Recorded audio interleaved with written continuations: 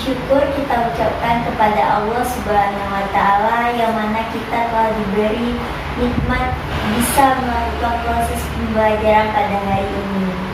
Baiklah, bagaimana kabarnya hari ini anak-anak? Baik, Bu. Sudah siapkan untuk belajar hari ini? Sudah, Bu. Sebelum kita memulai pembelajaran, marilah kita sama-sama berdoa menurut kepercayaan masing-masing, agar apa yang kita pelajari hari ini dapat bermanfaat untuk diri kita dan orang lain. Baiklah, mari kita doa bersama. Ketua kelas, silakan dipimpin doanya.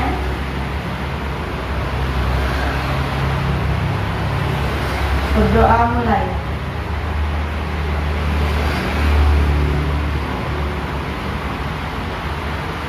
Selesai. Baiklah anak-anak, sebelum kita masuk proses pembelajaran, Ibu akan mengambil absen terlebih dahulu. Silakan angkat tangannya bagi namanya yang terpanggil. Nabila Safira, Bu. Mila Adrianis, hadir. Apakah Mila hadir? Hadir, Bu. Berarti hari ini tidak ada teman-temannya yang tidak hadir kan? Tidak, Bu. Baiklah, anak-anak, sebelum kita masuk ke proses pembelajaran, jangan ada yang ribut ya, dengarkan Ibu baik-baik.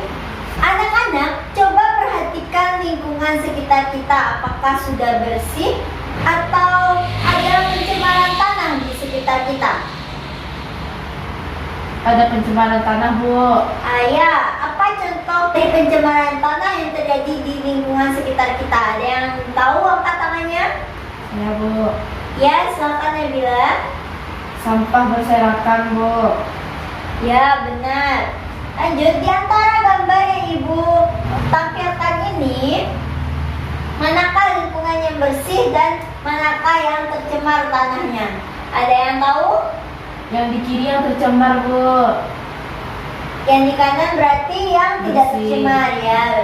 Ini kenapa dikatakan dia tercemar? Karena merusak tanah, Bu. Ya, karena dia membuang sampah di tanah sembarangan ya. Ya, Bu. Lingkungan yang bersih merupakan lingkungan yang sehat. Jika lingkungan bersih, maka mata kita akan senang memandangnya. Tetapi jika lingkungan itu tercemar, maka kita tidak akan senang memandangnya. Dan biasanya lingkungan yang tercemar itu berbau busuk.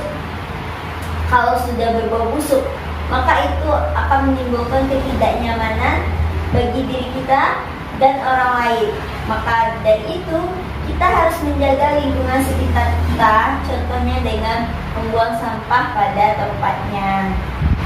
Jadi anak-anak, hari ini kita akan membahas tentang materi pencemaran tanah. Cakupan pembelajaran kita hari ini yaitu tentang pencemaran tanah. Apa itu pencemaran tanah?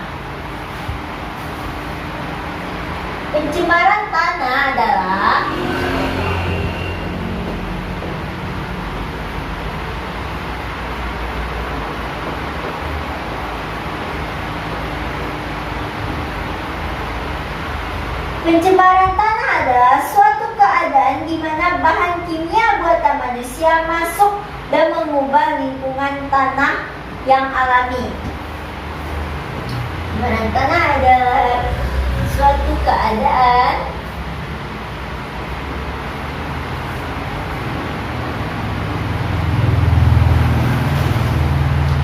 di mana bahan kimia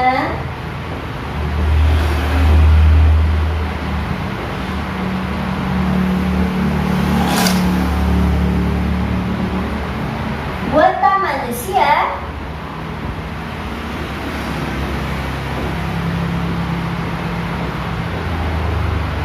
masuk dan merusak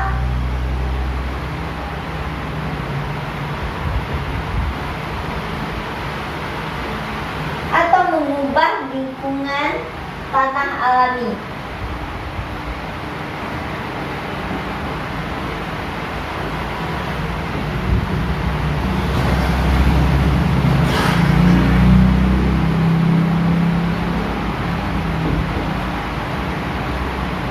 Jadi pencemaran tanah adalah suatu keadaan di mana bahan kimia buatan manusia masuk dan merusak atau mengubah lingkungan tanah alami.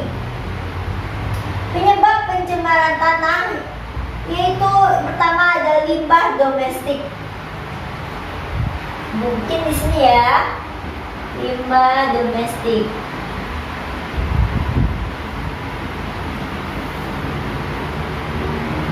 Yang kedua ada limbah industri.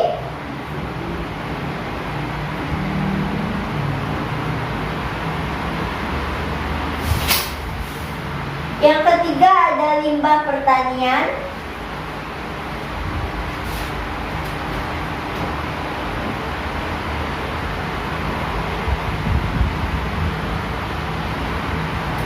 Baiklah, gue akan membahas yang pertama dulu ya, limbah domestik.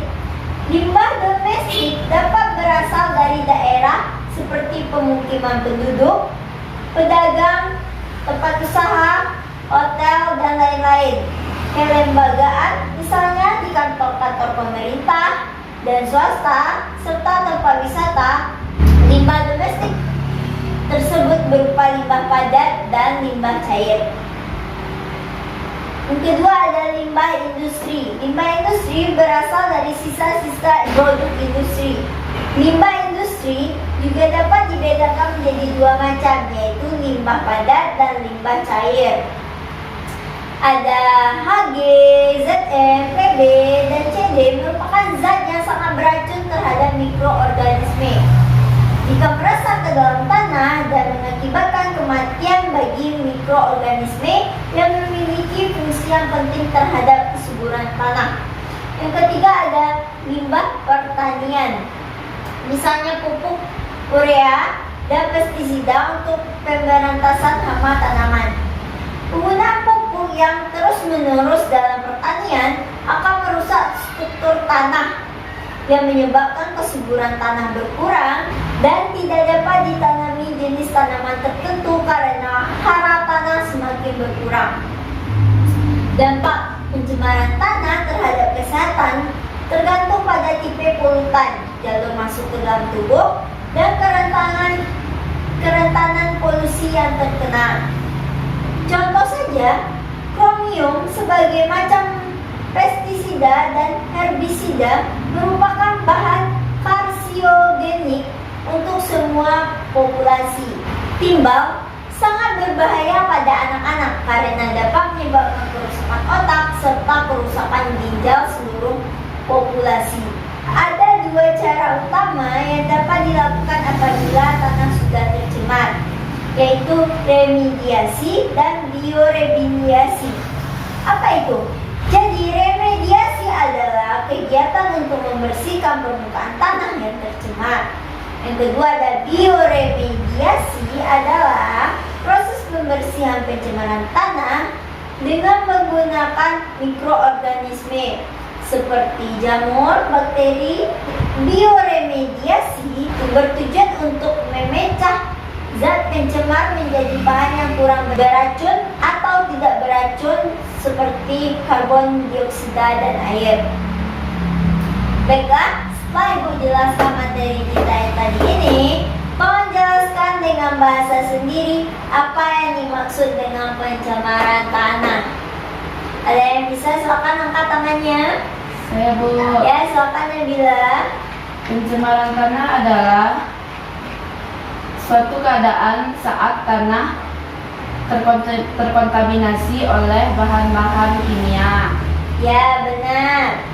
Pada kehidupan kita sehari-hari, apa contoh penyebab pencemaran tanah yang dapat kalian amati? Sampah, Ya, salah satunya sampah ya.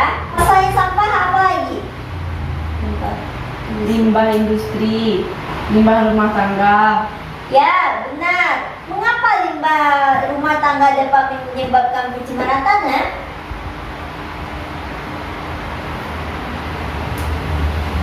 Karena zat-zat buruk yang terdapat dalam limbah rumah tangga. Ya. Baiklah, coba kita perhatikan lingkungan di sekeliling kita. Menurut kalian, apakah cara yang paling mudah untuk mencegah masalah pencemaran tanah ini? Mendaur ulang limbah. Ya, benar. Baiklah, Ibu akan membagikan LKPD kepada kalian. Baca dan pahami LKPD yang Ibu berikan. Ibu beri waktu 10 menit untuk memahami materi yang ada pada LKPD-nya ya. Bu. Baiklah, sampai di sini adakah yang ingin bertanya? Ada, Bu. Ya, silakan Pada Nabila, apa pertanyaannya? Apa yang harus kita lakukan ketika tanah sudah tercemar? Ya, seperti yang Ibu sampaikan tadi, jika tanah sudah tercemar, kita dapat melakukan dua cara, remediasi atau bioremediasi. Yaitu kalau remediasi adalah kegiatan untuk membersihkan permukaan tanah tersebut yang sudah tercemar. Seperti kalau tanah sudah tercemar oleh sampah, kita ambil sampahnya, kita kumpulkan. Selanjutnya, bioremediasi adalah proses pembersihan pencemaran tanah dengan menggunakan mikroorganisme seperti jamur atau bakteri sehingga dapat memecah racun yang ada pada tanah tersebut. Jadi, manfaat materi yang kita pelajari hari ini adalah dengan tindakan pencegahan yang dapat kita lakukan untuk mengatasi pencemaran lingkungan, yaitu sebelum membuang sampah ke tanah, senyawa sintetis seperti plastik sebaiknya diuraikan terlebih dahulu, misalnya dengan cara dibakar. Yang kedua, untuk bahan-bahan yang dapat didaur ulang hendaknya dilakukan proses daur ulang seperti kaca, plastik, kaleng, dan sebagainya. Yang ketiga, menumbuhkan kesadaran masyarakat untuk membuang sampah pada tempatnya. Yang keempat, sebelum dibuang, sampah harusnya dipisahkan antara sampah organik dan sampah anorganik. Sampah organik adalah sampah yang berasal dari tumbuhan dan hewan yang cepat busuk dan dapat didaur ulang menjadi kompas. Sedangkan sampah anorganik seperti plastik, baterai, dan kaleng bekas tidak dapat diurai oleh mikroorganisme sehingga harus kita pisahkan terlebih dahulu. Selanjutnya ada limbah deterjen. Sebaiknya jangan dibuang ke tanah, tetapi ditampung ke dalam bak penampungan untuk selanjutnya dilakukan pengendapan, penyaringan, dan penjernihan sebelum dibuang langsung ke tanah. Selanjutnya ada penggunaan pestisida dengan dosis yang telah ditentukan, jangan melebihi ya. Selanjutnya ada penggunaan pupuk anorganik secara tidak berlebihan pada tanah, kita hanya pakai sedikit-sedikit aja. Selanjutnya ada untuk menghindari pengikisan lapisan humus oleh air hujan dapat dilakukan dengan menjaga kelestarian tanah. Karena tanaman dapat menyerap air, dedaunan yang dihasilkan dapat menyerap dan menahan air, serta memperkaya dan dapat menahan dan meningkatkan tanah agar tidak mudah tererosi. Baiklah anak-anak, silakan perhatikan Ibu dan catat yang Ibu sampaikan. Ibu akan menyampaikan poin-poin pada materi pencemaran tanah. Pencemaran tanah adalah suatu keadaan di mana bahan kimia buatan manusia masuk dan merusak atau mengubah lingkungan tanah alami. Penyebab pencemaran tanah yaitu pertama ada limbah domestik, yang kedua ada limbah industri, yang ketiga ada limbah pertanian. Limbah domestik dapat berasal dari daerah seperti pemukiman penduduk, pedagang, tempat usaha, hotel, dan lain-lain.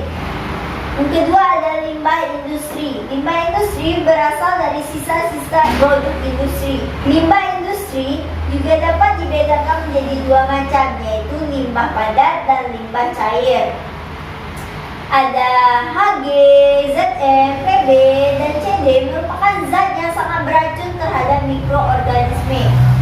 Jika meresap ke dalam tanah dan mengakibatkan kematian bagi mikroorganisme yang memiliki fungsi yang penting terhadap kesuburan tanah. Yang ketiga ada limbah pertanian, misalnya pupuk urea dan pestisida untuk pemberantasan hama tanaman. Penggunaan pupuk yang terus-menerus dalam pertanian akan merusak struktur tanah. yang menyebabkan kesuburan tanah berkurang dan tidak dapat ditanami jenis tanaman tertentu karena hara tanah semakin berkurang. Dampak pencemaran tanah terhadap kesehatan tergantung pada tipe polutan, jalur masuk ke dalam tubuh, dan kerentanan polusi yang terkena. Ada dua cara utama yang dapat dilakukan apabila tanah sudah tercemar, yaitu remediasi dan bioremediasi. Baiklah anak-anak, bagi yang aktif dalam diskusi tadi dengan bagus serta bisa memahami materi pencemaran lingkungan ini, maka ibu akan memberi nilai tambah. Sekarang keluarkan buku PR-nya, ibu akan memberikan tugas mengenai materi pencemaran tanah. Kerjakan tugas LKPD-nya yang ibu bagikan ya. Kumpulkan pada pertemuan selanjutnya. Ini LKPD-nya. Kerjakan tugasnya dan dikumpul ke minggu depan ya. Baik, Bu. Karena hari ini kita telah membahas materi tentang pencemaran tanah, apa itu pencemaran tanah, maka minggu depan kita akan membahas materi lebih lanjut tentang dampak pencemaran bagi ekosistem. Sampai di sini pembelajaran kita hari ini. Sampai bertemu minggu depan. Jangan lupa tugasnya dikerjakan dengan benar dan dipahami materi yang akan dipelajari minggu depannya. Assalamualaikum warahmatullahi wabarakatuh.